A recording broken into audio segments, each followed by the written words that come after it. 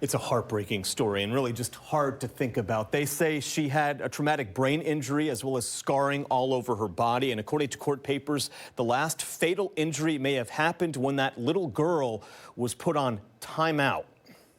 $3 million bail and a charge of second-degree murder. Police say it is the perfect punishment for Demiko Fox. This is a tragic case. This was something that weighed on our detectives deeply. According to court papers, the young victim was Fox's niece. Police say she lived with Fox and his girlfriend here in Kirkland.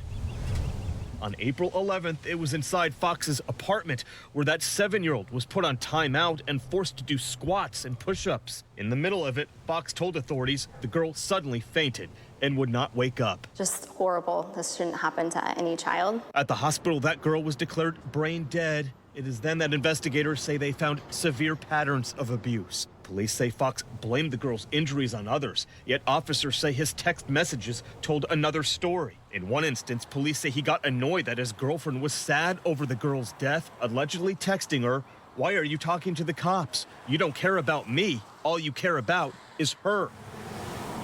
Within weeks, police say Fox moved to New Hampshire to start college. It is there where authorities nabbed him at this hotel. We all met this morning and then went down to the location and luckily safely took him into custody. Now, beyond this horrible case, Fox is facing other charges as well. In Snohomish County, he was charged last summer with assault for allegedly punching his girlfriend and knocking her teeth out. In the studio, Ryan Sims, KOMO News. Tonight, a 22-year-old Kirkland man is in jail accused of murdering a 7-year-old child. Ryan Sims joins us live tonight. And Ryan, this is just an absolutely horrific case, another one here in King County tonight. You know, all these cases are tragic, but this one in particular, Preston, is enough to make your blood boil. That's because this 7-year-old girl, according to authorities, died of a traumatic brain injury. And when doctors examined her after she had been brought to the hospital, they said that they uncovered really a systematic pattern of abuse that led up to this final kind of death blow, literally, where she passed away. One of the things that's making this case interesting, and we use that term lightly, but making it stand out, is the fact that while it did occur in Kirkland, and while that 7-year-old girl was transported to a Kirkland hospital and she later died at Harborview, and police believe that this crime was committed in Kirkland, the suspect in this case, who is believed to be the girl's uncle, he was arrested today all the way in New Hampshire. And that's getting a lot of attention, clear cut across the country. How we got to this point is that immediately after this crime, police say that this man, this suspect, had plans to actually go to college in New Hampshire. And so despite the fact that his family endured such a horrible case, police are saying that this is one of the pieces of evidence that looked pretty suspicious against him. He did not stick around. He did not stay around to support his family, to kind of be that rock and that support. He still went to college and still went to college all the way in New Hampshire. In terms of kind of what police believe happened, they say that he was acting as a caretaker, kind of and not in a legal way. It was just that somehow his niece ended up living with him and his girlfriend, the suspect and his girlfriend. And according to court documents, as part of timeout, which, you know, we all remember as children, but hopefully not in this way, as part of timeout, whenever this girl would kind of act up, they would make her do exercises. She wouldn't be put in the corner, no silent treatment, nothing like that. They would literally make her do push-ups and squats for minutes on end. And on the day in question, according to the police report, she acted up.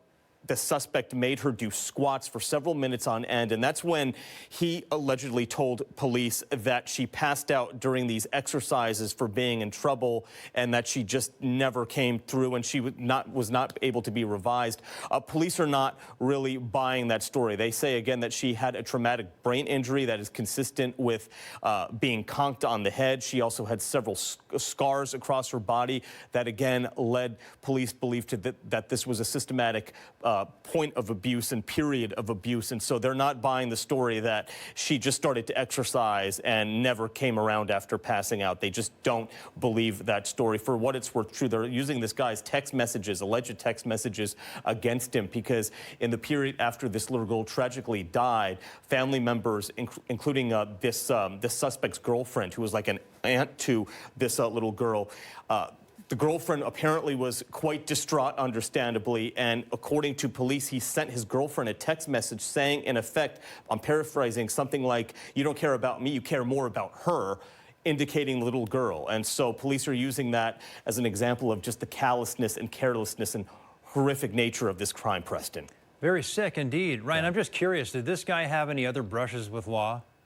You know, we're trying to figure that out. So far, it seems like his only real brush with law was about a year ago in Snohomish County. That girlfriend that I just mentioned, she called police and actually filed a police report and filed charges against him, alleging that he kind of came unglued during an argument with her last summer and even knocked her teeth out. She eventually got back with him, but those felony assault charges remain. And so when he comes back here to Washington, when he is extradited back here to our state, he's not only going to be facing second-degree murder charges with regard to this horrific case involving the little girl, but also felony assault charges with that incident involving his girlfriend. Again, he knocked her teeth out allegedly a year ago, Preston. Right, I've just got one more question. Do we have any idea why this guy was watching his niece? Do we know where the little girl's parents are? We don't. In court documents, he gave a story that you know, somehow the mother just kind of showed up at his door and said, "You got to take her, I can't do it." None of this, though, has been confirmed. Obviously, though, it seems like just from reading through court documents and from, you know, the legal process, it seems like that girl's actual parents, including her mother, are not around because they really have not made any statements yet. But that adds to it. I mean, this little girl went from home to home, and it seems like every part of her life just was very unstable and also abusive. Gosh, what she went through, it's hard to even fathom. Ryan, thanks for that update. We appreciate it. Thanks.